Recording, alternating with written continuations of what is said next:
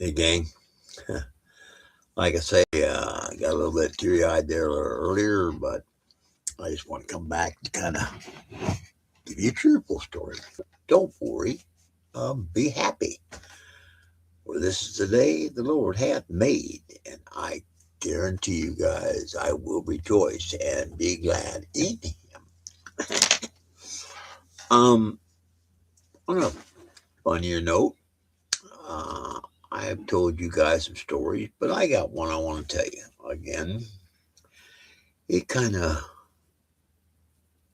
refers to, we'll go the houseboat story this time. Um, I truly don't remember because my mind is fogged. I've told a story, but it's a funny story. It's a story about my daughter. We are on a houseboat. It was nighttime. We had lights out, and let's see, there was a bunch of us there. My grandchildren. I didn't have great grandchildren on the houseboat because they were too young. They weren't even born yet. But we were fishing, and we had these lights out. And my goodness, we were just slaying the trout. I mean, we had minnows. We would drop them down 6, 8 pulls, which is 2 feet every time you pull the line. Because I tell the kids, when you go down, pull out your line to the end of the first eye and count 10. Count 10, count 15, count 20. I don't care, but count. So if you start catching them, we'll know what the depth is. Old Pop Bear has been fishing a lot of years. So we did. And I don't even know who caught the first fish, but once we caught it, guess what? We all started going down that depth. And oh my goodness. We would just every time we dropped down, we get sometimes we didn't catch the fish. We get a bite and pull it up and get another minnow on them, drop it back down, and by golly, it wasn't long and we get a fish. I had my two grandchildren, Brett and 7. Um, Brett's friend CJ, which he was a character in himself, and I had my son-in-law Billy, and my wife. She just sits there and watches us fish. She has a good time. She don't get me wrong, she'd fish, but she was just watching, having fun.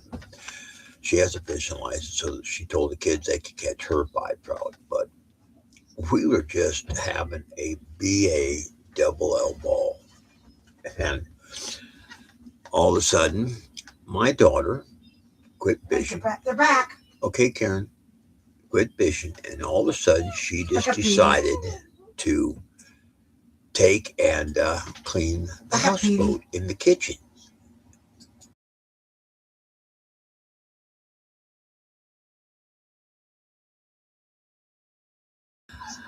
I'm so sorry.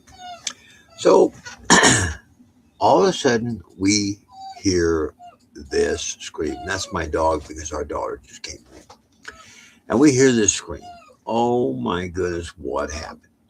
So Billy, he's a lot faster than me. This was probably 20 years ago, but ran in and my daughter was cleaning the houseboat, and we had people that come to our houseboat that were allergic to bees. So we had what's called an EpiPen. Not everybody knows what it is, but it's for people that are allergic.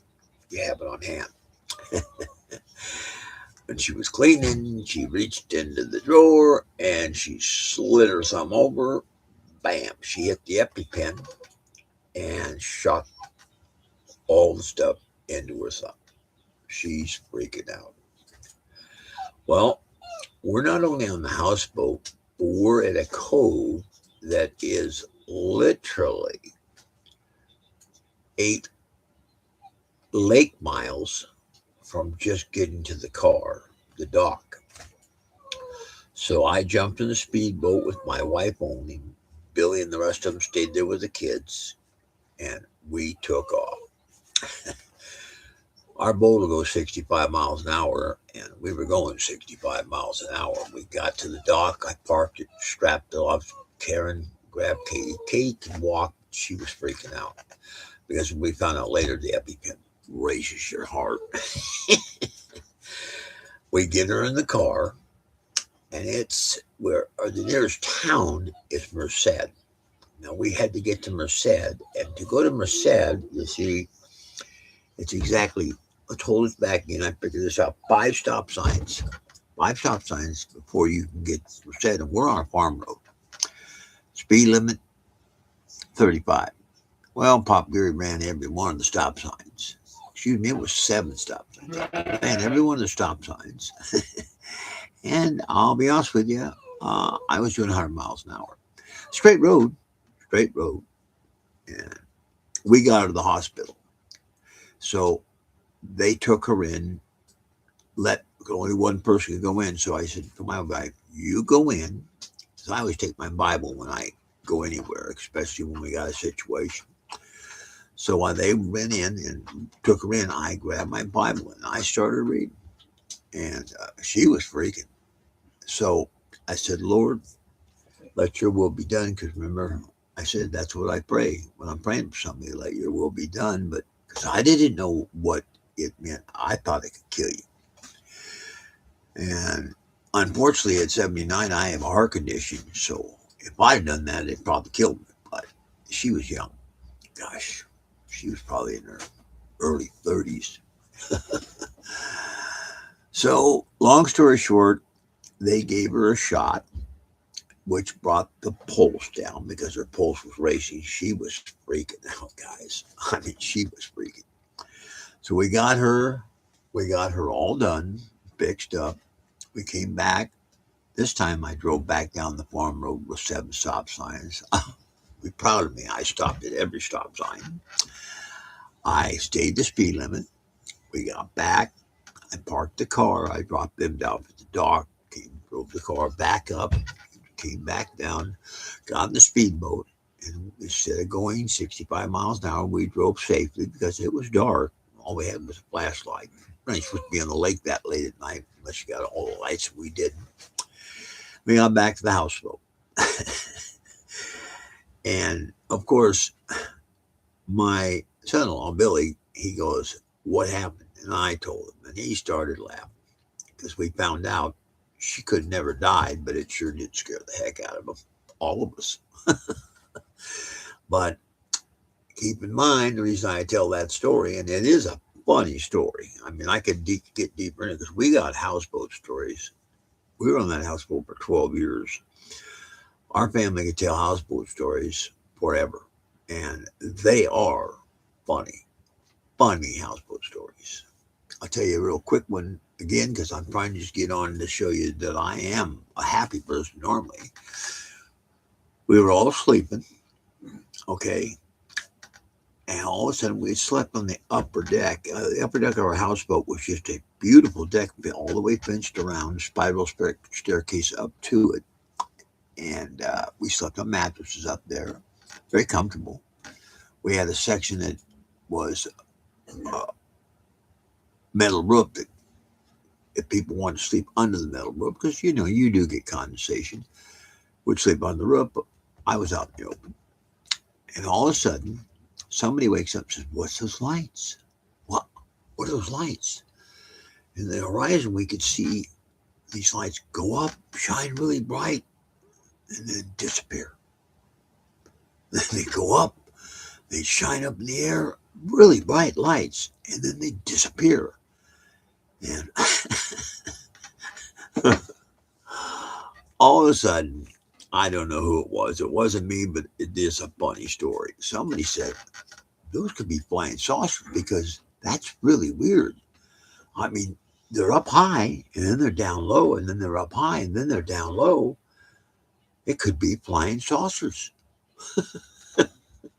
So it ended up, you want to hear the funny part? Do you know what it was? Well, I don't know if many of you guys have ever gone frogging, but you use these powerful spotlights and you shine them on the shores to look for frogs and then you gig them. Well, there was two guys. They were frogging, and there was some little islands out past the houseboat where we were anchored.